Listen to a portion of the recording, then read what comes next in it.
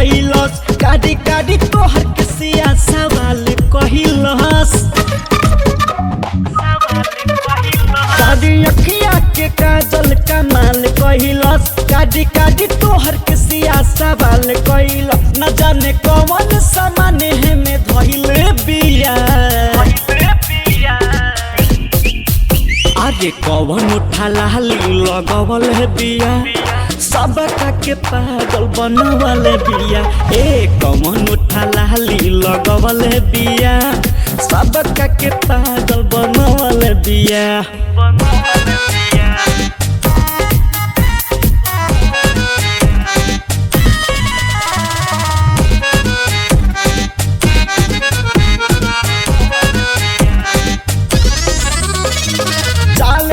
तोहर जाने जब जे भी देखे सबके हुबो ठबे नी देखे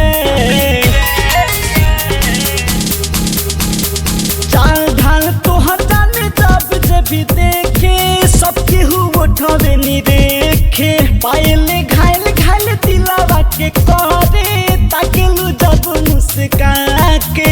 आज सब कर मती घुमावले बिया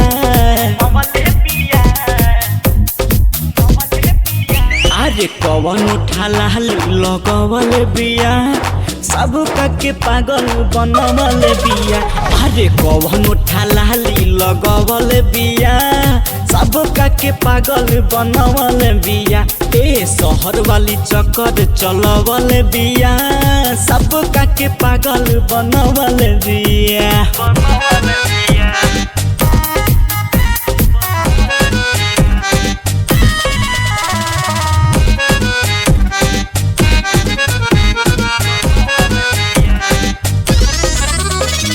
गुडुरक उठावे पागल तुहरा भइल जाने संदीप कहाँ गइल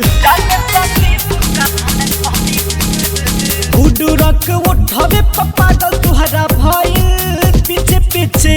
कहाँ गइल गाल सम तोहला कमर कर धानी केहू के मने कैसे मानी जाने कौन मेकअप त पहिले बिया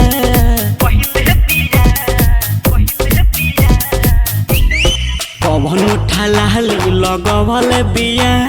सबका के पागल बनवल बिया ए कौन उठा लाली लगवल बिया